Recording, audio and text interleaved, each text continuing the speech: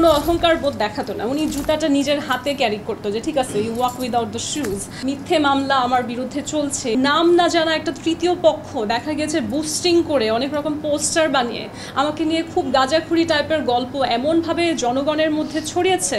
আমি বলবো যে ভালোবাসার আসলে কোনো কারণ থাকে না, বাস্তব যেটা।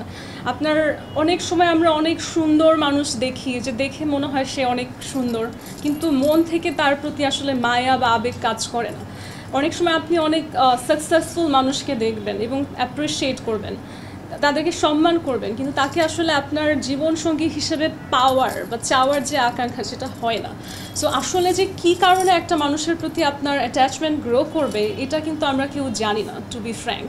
তবে আমার একটা জিনিস আমি বলবো যে এখন ঘটনাচক্রে যেই সিচুয়েশনে আমরা এসেছি, যেখানে আমরা দেখতে পাচ্ছি যে একটি মিথ্যে মামলা আমার বিরুদ্ধে চলছে এবং একটা প্রপাগান্ডা যে অনেক রকম মিথ্যা নিউজ বানিয়ে বিভিন্ন সিকিউরিটি ফোর্সেস যেমন পুলিশ তারা মিডিয়াকে ছড়িয়েছে এবং নাম না জানা একটা তৃতীয় পক্ষ দেখা গেছে বুস্টিং করে অনেক রকম পোস্টার বানিয়ে আমাকে নিয়ে খুব গাঁজাখুরি টাইপের গল্প এমনভাবে জনগণের মধ্যে ছড়িয়েছে যে অনেকের একটা ভুল ধারণা হয়ে গেছে আমার ব্যাপারে।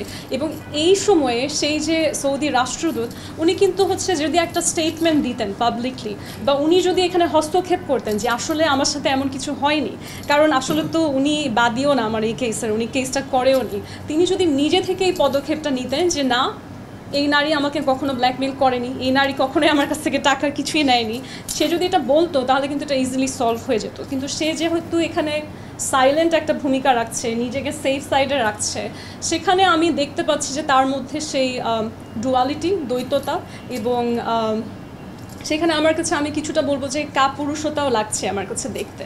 তবে আমি যখন তাকে ব্যক্তি পর্যায়ে চিনতাম তখন কিন্তু সে আসলে অনেক ভালো একটা মানুষ হিসেবে আমি চিনতাম, কারণ সে সবার সাথে খুব ভদ্র ব্যবহারে আচরণ করে। এবং আমাকে অনেক মানুষ বলেছে, আমাদের বাংলাদেশেরই হাই লেভেল হাই সোসাইটির অনেক পিপল যারা ডিপ্লোমেসি সেক্টরে কাজ করে, তারা আমাকে বলেছে যে মেঘনা, আমরা আজ পর্যন্ত আরব দেশের বা সৌদি আরবিয়ার যত মানুষকে দেখেছি সাধারণত তারা একটু নাক উঁচু হয়, যে বাঙালিদের সাথে খুব একটা মেশে না বা বাংলাদেশিদেরকে সেইভাবে আসলে নেটওয়ার্কিং করে না। কিন্তু এই রাষ্ট্রদূতটা একটু ভিন্ন, উনি বাংলাদেশিদের সাথে অনেক মিশুক, এবং সেটা কিন্তু আমার কাছে শুনে অনেক প্লাস পয়েন্ট তখন মনে হয়েছিল যে একটা পার্সন যার মধ্যে কোনো অহংকার নেই।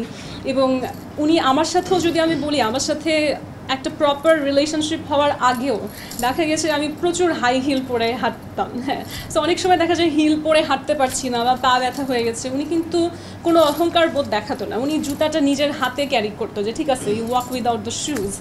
এবং অনেক পার্সোনাল জিনিস তো শেয়ার করা যায় না, যে আমাদের অনেক মুহূর্ত, বাট অনেক সময় দেখা গেছে যে আমি অসুস্থ হয়ে পড়লে আমার থেকে বেশি ওনার চিন্তা থাকতো। তো আমার ছোটো ছোটো এরকম অনেক জিনিসটা মনে হয়েছে যে this person really cares about me.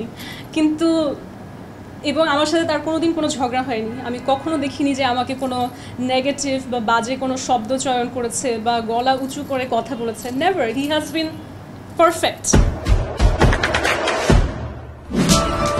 দেশে দেশে সবার সাথে দ্য নিউজ।